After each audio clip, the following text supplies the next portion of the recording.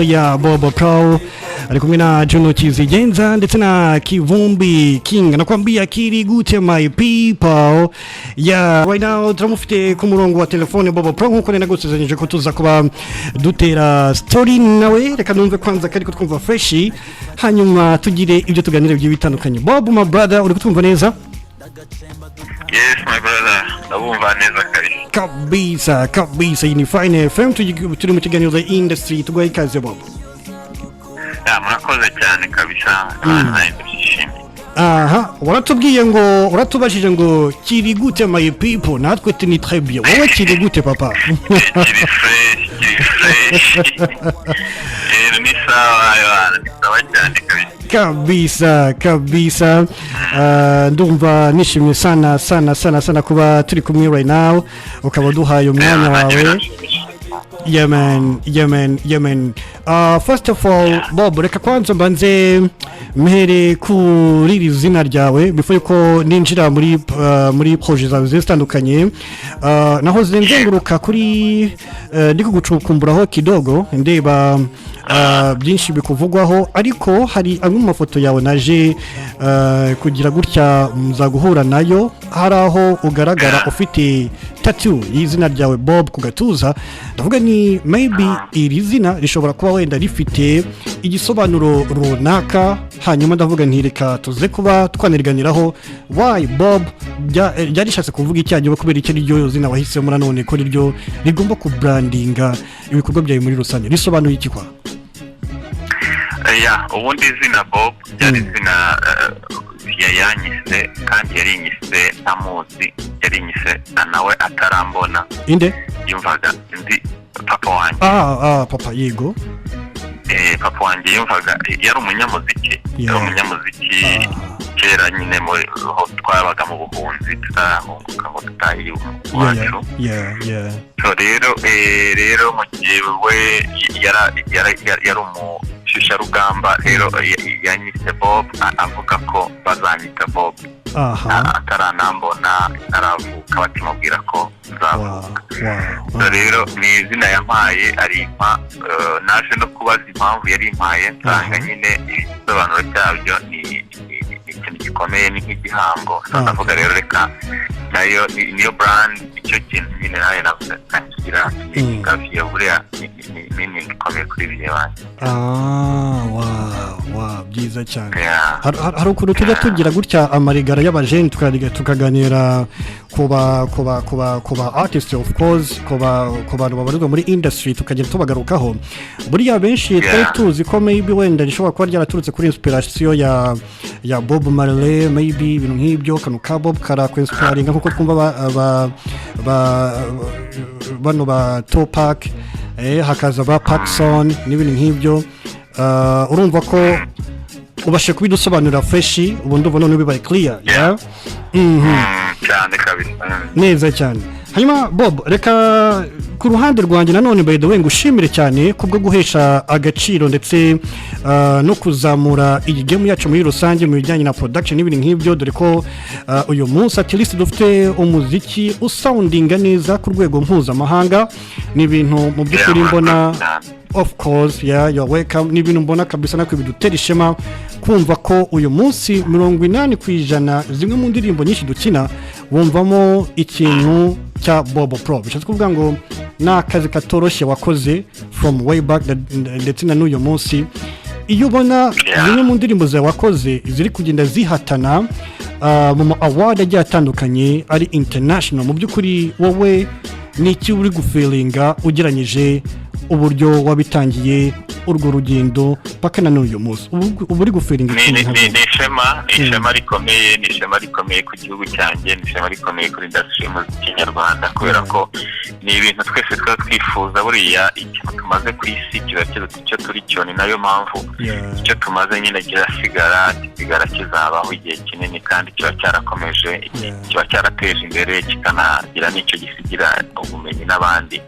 So rero ntekereza ko ni ishema kuri giye biranshimisha iyo mbonye indirimbo zacu hari aho zigera ku ruhando mpuzamahanga. Ikindi nanone uretse n'ibyo byongera n'akazi, kubera ko byongera n'akazi mu rwego nyine rw'abandi bakiriya baguka ukagera no mu bakiriya mpuzamahanga nk'uko aruvuze ariko buriya ni ibintu byiza cyane noneho biba n'ishema kurushaho uretse akazi ebana buriya biba ari byiza iyo ubona ko igihugu cyaba ari aho kiba naho kijya ubona ko muri movement kabisa Bob bitewe n'uwo musanzu wa muri rusange ubona uyu munsi industry ibasha kuguha ya respect mu by'ukuri ikugomba cyangwa se ugombwa buriya se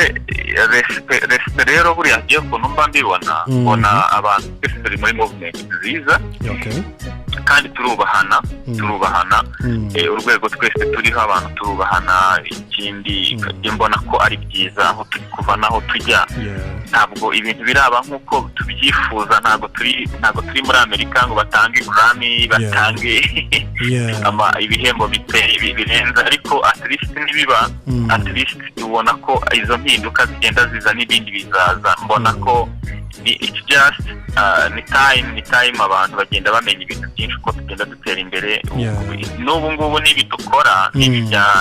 baruvuze bya mixing and mastering ubona ko abantu benshi mpuzamahanga baza bashaka nabo hari n'ibindi byinshi bitaraza abantu bazakenera ntekereza ko n'ibyo bindi rero byose bizaza uburyo umuntu ashobora kuboneza ibyo ukora iki ariko ntekereza ko ni time ibintu bigenda bikura ntekereza uruganda rwacu rw'umuziki aho rwavuye naho rugeze igihe biranshimisha ibiba bisigaye ni ukugenda abantu twese tumenya ko zigenda zibaho twamenya ko zibaho bizagenda biba byiza kurushaho biza cyane kwiyubaka man kabisa hanyuma nakunze how noneho ugenda ukorana n'aba artist bagiye batandukanye ukabahuriza mu ndirimbo imwe bivuze kuvuga ngo hari ikintu uba uri gucreatinga gifite aho gihuriye no kuba hari urukundo rukomeje kubaka mu bahanzi ndetse no kuba nanone unarushaho kugaragaza how noneho mu Rwanda dufite ibintu byiza n'amahanga yakabaye yumva binyuze muri iyo combination muri rusange for sure. Last time nahoze nganira na PACSON avuga ko by the way ari muri ka itamworoheye bitewe na accident yagize mu kazi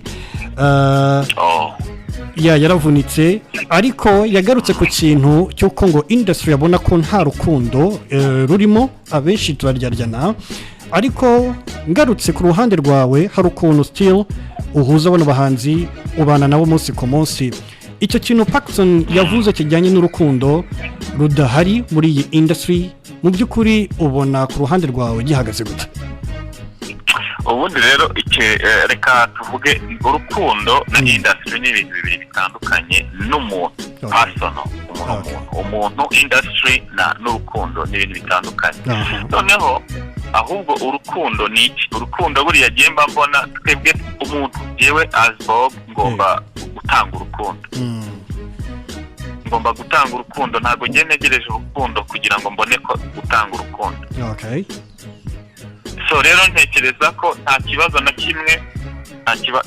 na kimwe gemba mbona kiba gihari nta buryarya mba mbona nta kibazo na kimwe it's just ahubwo ni ugukora buriya twebwe ukuntu mba ntekereza dukeneye movement yacu uburyo yagendamo ntabwo dukeneye kwitana ba mwana buriya dufite ibintu byinshi duhanganye nabyo muri nosi dufite negative na positive negative is too much kubera ko ishobora no kugusanga uri wenyine ahantu waba wicaye ukagira ngo abantu barakwanga kandi ntawe ukwanze twese duhanganye n'iyo myuka ni nayo mpamvu buriya ntabwo dukeneye guspreadinga nyine negative turi kuvuga ibyo tubona cyangwa ibyo dutekereza ahubwo spreadinga positive kugira ngo turwanye negative iri no mu abantu God creates happiness kugira ngo abantu bishime true kabisa so rero ntabwo nta buryarya mbona abantu twese duhanganye n'ibintu byinshi duhanganye n'ubwoba bw'ibintu byinshi buriya unagiye kureba ubwoba bwonyine buhari urupfu kuko tutazi uko ruzaba rumeze ariko ugiye kureba nta kindi kintu cyakaduteye ubwoba yaba n'urwo rupfu ntabwo rugomba kudutera ubwoba iyo tuzi ko ruhari you understand exactly man so icyo tugomba kumenya no gukora nta muntu w'indyarya nta buryarya abantu tuba dufite ibintu byinshi duhanganye nabyo umuntu akaba yatekereza nabi kuko buriya buri muntu wese aba yirwanaho abantu bakunda kwirwanaho ugiye kureba n'umuntu wenda wavuga ngo burya desho no gusanga none se we aheruka guhamagara abantu ryari ntabwo jewe ndi hano kujyaginga nta buryarya buhari ntabwo nabyemera nta buryarya buri mu bantu tuhanganye n'ibintu byinshi ahubwo genda babarira umuntu wenda iyo atitwaye mu mwanya neza no kuwukoresha neza uwo mwanya kuwukoresha neza bisaba gukora bisaba gutera imbere bisaba kuba creative ugatekereza mind ya nyine nayo mpamvu mbwira abantu ko gusenga neza no gutekereza neza reka turwane no gutekereza neza kugira ngo tubashe gukora ibintu byiza tunagume dukora ibintu byinshi ntawe turebera mu ndorerwamo ntawe uri hano wo kudufasha si nta muntu n'umwe uri hano wo kudufasha turi hano kugira ngo dukore ibyo tugomba gukora tubisigeho bizanafashe n'abandi ahubwo twebwe turi hano kugira ngo dufashe abandi ntabwo turi hano abandi kugira ngo dufashe ahubwo turi hano kugira ngo dufashe abantu dusiga ari nziza kurusha uko nabwira abantu bananyumva n'abandi bose reka turwane intambara yo kumva ko twafasha kuruta gufashwa kuko nujya muri mu gihe wo gufashwa abana urasigara yenekereza ko we need to fight kandi ikindi buriya rega turafashanya turafashanya iyo ubuse kumpamagaye turi gukora turi guteza imbere turi kuganira ibintu bitwubaka ariko turi kuganira turi no muri movement kabisa iyo movement let's keep it positive not negative kabisa uvuze amagambo akomeye sana ntekereza ko n'abari kutwumva hari isomo runaka bakuyemo cyane ntabwo biri muri industry muziki ahantu hose hano kugira ngo twubake igihugu cyacu abazaza bakizaho bazaze bishimye no tukibaho naho tuzakigumaho anyway reka ninjire none muri projet zawe zitandukanye hari wadusejanije ko hari album yawe uri gukoraho hari na zimwe mu ndirimbo ugenda usohora ziri kuri album yawe kugenda usohora gakeya kwanza tubwireho iyo album ni album izaba iriho indirimbo zingahe cyangwa se iriho indirimbo zingahe kubera iki nanone wahisemo kuziduha imwe kuki utavuze ati wenda reka nkore wenda nk'igitaramo runaka nzi launching abantu baze abo artists n'ibintu bigiye bitandukanye nk'uko tubibona ku bandi bagiye batandukanye outside wenda the country bana ino album rero ikintu nababwira ni ikintu cyane ni ifite big story kubera ukuntu nayitekereze uburyo yaje it's a big story ariko byagenze neza nshimira n'abahanzi bose twakoranyeho kubera ko imishinga yose yakozwe kuri album kuri indirimbo 15 zose zararangiye icyo turi gukora n'uburyo bwazo bwo gusohoka ni indirimbo iriho ibyamamare bikomeye ni indirimbo utapfa gusohora ngo usohoye album yose ni indirimbo zikeneye gupangirwa igihe zikagenda zisohoka neza abahanzi bakuru bakagenda abahanzi bose ubangana bakagenda bahana umwanya mu buryo bwo gusohoka ntekereza ko ni ibintu byiza ni ibintu nateguye neza kandi mbona ko biri kugenda neza nanashimira n'abantu bose twafatanyije nkaba nasaba n'abantu ahubwo dukomeze twumve n'imiziki yacu abalifena bari kutwumva nibagende bajye ku mbuga zose zanjye ni Bobo Pro official Bobo Pro ahantu hose bumva imiziki note kugera abana kugera ga flash ngo mushyire akaririmbo bajye n'amayinite make kuri Spotify kuri abasirimu abantu bafite iPhone bafite smartphone ndabizi n'abakozi bo mu rugo abantu n'umuntu udafite smartphone kuri iki gihe ajya WhatsApp agira gute bagende bumvirize imiziki kugira ngo tubashe kuba ku imiziki myinshi ya dance nyuma y'ino album haraza n'indi ariko ino album it's a big story nzanasohora na documentary yayo babwire neza ukuntu byagenze neza byose ariko it's a big it's a big thing hari ikintu hari ikintu uvuze mu kanya ati ugenda uyisohora cyangwa se na bitewe n'abahanzi uko bangana n'uburemere bwabo by the way n'ikintu nakunze na notice somewhere nitegereje indirimbo for life ya Africa now kama hari ukuntu no combination ihura neza cyane kabisa ukareba Kevin Kade Mistake hari ukuntu bano basani bo ubwabo hari ukuntu bafite vibe zabo zihariye kubahuza gutyo kubona kabisa biri perfect ukareba how kizigenza kivumbu ukuntu nabo hari ukuntu bafite crazy zabo nyine zihariye ukuntu ndavuga nti uku guhuza bano bahanzi Bob ni wowe ubitekereza donc kubiza gute hari umuntu kugiramo inama donc bahuza ubugendeye ku cyahanini kuko mbona ko bino bintu bisaba gutekereza biri big somehow urebye man nta nubwo bisaba ahubwo n'ibintu byatanje nanjye gusanga ibi bintu bisaba kubireka bikijyana uko byagenda ni nabwo Imana nyine bikontorora kubera ko bitangira nyine ndi muri creative ndi gukora umuziki kuko ndimo ndakora umuziki namara kucreya umuntu wese nakozeho for example nk'iki gute n'indirimbo nari nakoze ndanayiririmba kubera ko abahanzi mbashaka ko baza biboroheye ntawe ugiye muri composition nyinshi itabagora nka chorus urebye ni n'amajwi yanjye nahamagaye Juno aje kugira ngo yumve ko nagomba kugurumva nari nabanje gukora na Kivumbi nkora na Kenison so nkora kiri gute rero na Juno numvaga ntatekereza ko ari gukorane na Kivumbi ariko ndibukreya nkajya numva ariho binjyana ndavuga ntabwo ndibuze kubabwira ngo duhita tuyikorana reka ndebe ukuntu nabo babitekereza Juno hageze ndamubaza nanga kumubwira ko natekereje Kivumbi nawe yareka mbanze ino ndirimbo urumva ninde muntu mwayikorana akambwira ngo mbabaruza n'Kivumbi oh my god so rero ndavuga rero bya bintu reka mbire ku Imana uko yabipanze bigenda uko nuko twabikoze byose bihura na nuko bitekerezo yarahageze bra oh my god hageze nta n'iminota yamutwaye 30 minutes oh my god basi yarayirana in 3 days indirimbo twari twirangije ku buryo indirimbo yari maze hafi imyaka igera muri 2 kwisi twese twirwa tuyenjoyinga dutegereje isoko oya imyaka 2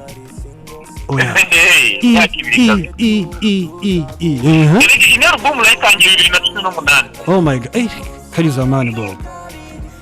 natangiye kera kubera ko yari projet natangiye gukora indirimbo za Sauti Sol harimo Suzana indirimbo The Band yakoranye na Sauti Sol itarasohotse bahise batandukana indirimbo Bravan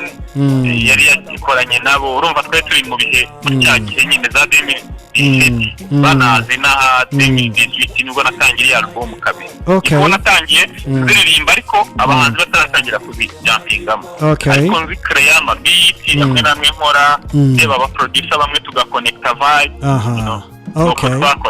wow byiza cyane ukomeje kuri Buravan mitambihuza n'ikibazo nari mfite nanone bitewe n'igihe watangiriye album Buravan bamwe tumufata nk'umuhungu wari umuntu wawe cyane kabisa mwakoranye byinshi zimwe mu ndirimbo zamushize kuri no mihanda inyinshi wagiye uzimukorera hanyuma maybe kuri no album twitege ko hari indirimbo tuzabona wenda wakoranye na Buravan Nyagasana akomeza muhe iruhuko ridashira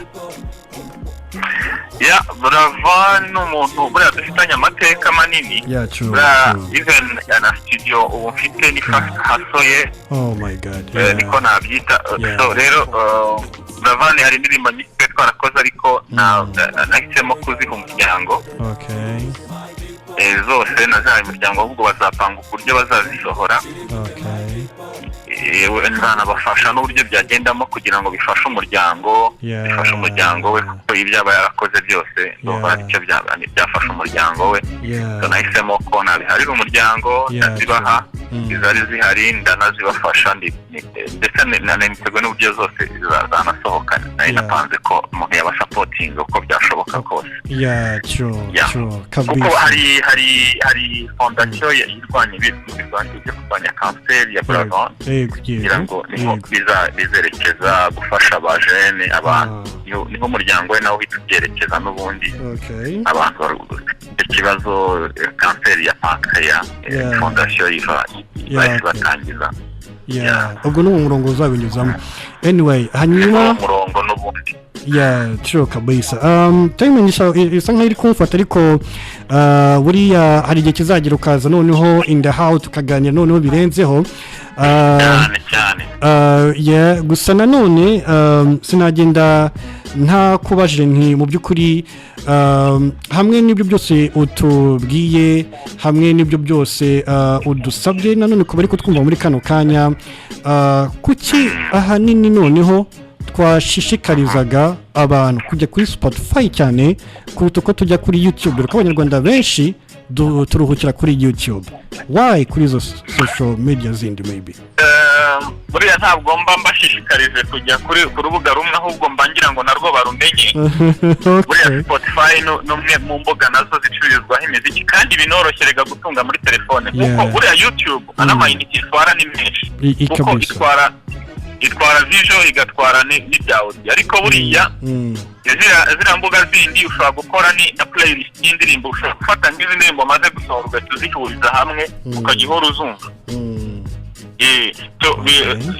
N'abantu bakwiye kuzimenya za audio mark ziriho ahantu hose,